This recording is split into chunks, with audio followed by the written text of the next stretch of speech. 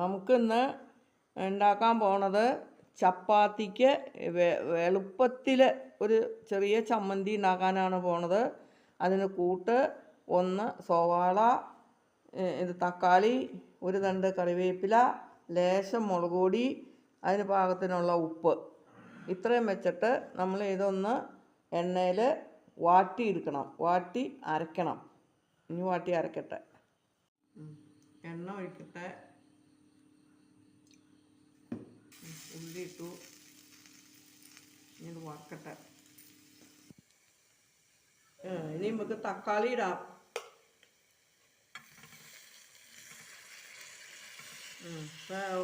ഉള്ളി വാടിയിട്ടുണ്ട്. ഇനി തക്കാളിയും കൂടെ വാട്ടിയെടുക്കണം. അതിന് പാകത്തിനുള്ള ഉപ്പ് ചേർത്തു, വേപ്പിലയും ചേർത്തു. വാട്ടി കഴിഞ്ഞു. വാടി കഴിഞ്ഞ് വെച്ചത് ലേശം മുളക് പൊടി ഇടാം.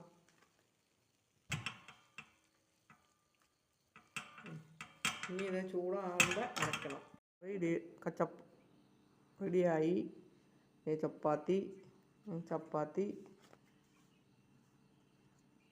അതിൽ മുക്കി കഴിക്കാൻ നല്ല സൂപ്പർ ചമ്മന്തിയാണ്.